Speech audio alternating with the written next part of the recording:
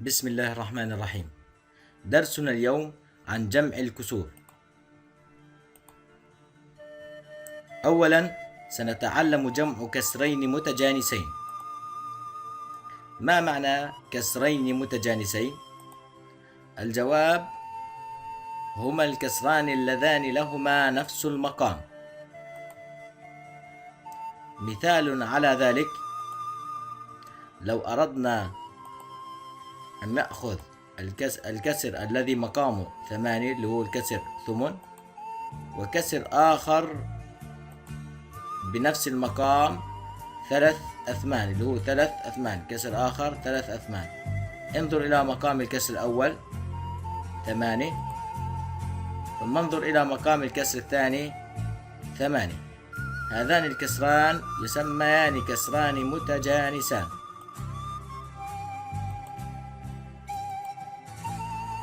مثال آخر على الكسور المتجانسة: 5 من 12 و11 من 12. انظر إلى مقام الكسرين فهو متساوي، 12 في الكسر الأول و12 في الكسر الثاني. قاعدة هامة: لجمع كسرين متجانسين أجمع البسطين وأبقي المقام كما هو. مثال: ثمن زائد 3 أثمان يساوي 4 أثمان. قمنا بجمع بسط الكسر الأول مع بسط الكسر الثاني، 1 زائد 3 يساوي 4، وقمنا بنقل المقام لأن الكسور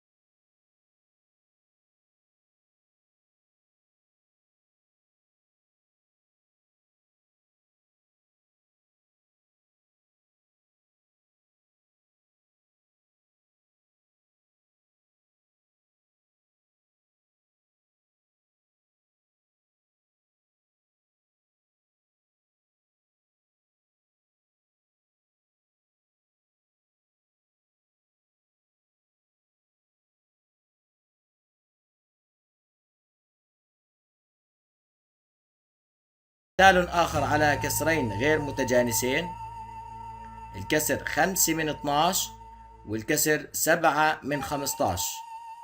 انظر إلى مقام الكسر الأول 12، ثم انظر إلى مقام الكسر الثاني 15. نلاحظ أنهما مختلفين غير متساويين. الآن سنتعلم جمع كسرين غير متجانسين. لجمع كسرين غير متجانسين نحولهما إلى كسرين متجانسين ثم نقوم بعملية الجمع. مثال: ربع زائد 3 أثمان يساوي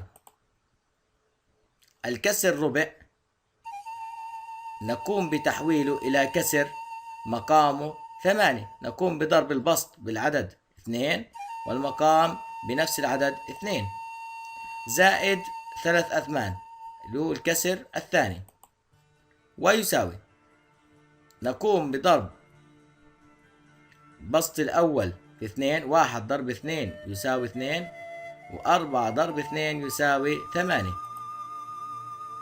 زائد 3 أثمان الكسر 3 أثمان نقوم بنقله ويساوي.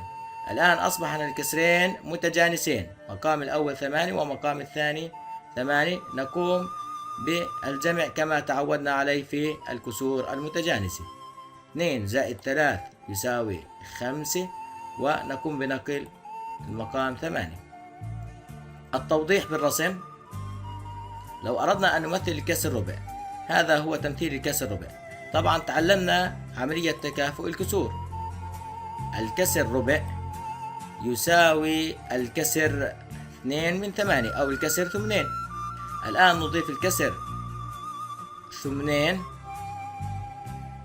إلى الكسر 3 أثمان ليكون الناتج 5 أثمان كما هو موضح في الرسم المجاور.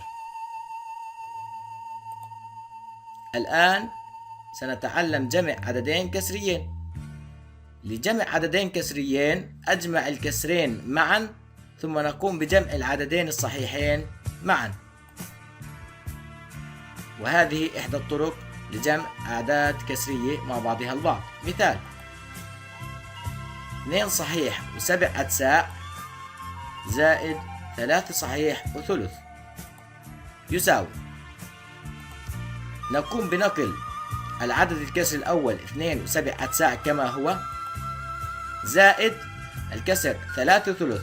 نلاحظ أن مقام عدد الكسر الثاني هو 3، لذلك نقوم بتحويله إلى 9 بالضرب بالعدد أو بالرقم 3 للبسط والمقام معا، فيصبح الناتج 2 و7 أتساع زائد 3 و3 أتساع. 3 أتساع طبعا الكسر 3 أتساع مكافئ للكسر ثلث، ويساوي الآن 2 زائد 3 العدد الصحيح مع العدد الصحيح يساوي 5، و7 أتساع زائد 3 أتساع 7 زائد 3 يساوي 10، و9 نقوم بنقلها كما هي. لكن تعلمنا أن الكسر 10 من 9 هو كسر غير حقيقي، لذلك يحول إلى عدد كسري وهو 1 صحيح وتسع. بالإضافة إلى ال5 يصبح الجواب 6 صحيح وتسع. التوضيح: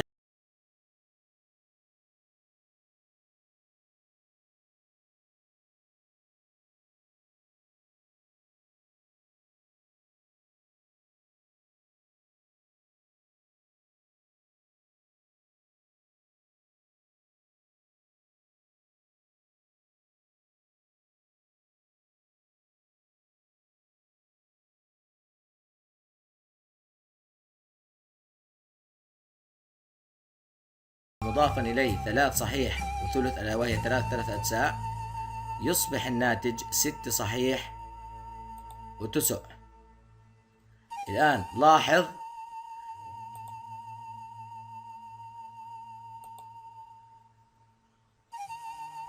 انظر إلى الناتج 1 2 3 4 5 6 صحيح و1 من 9.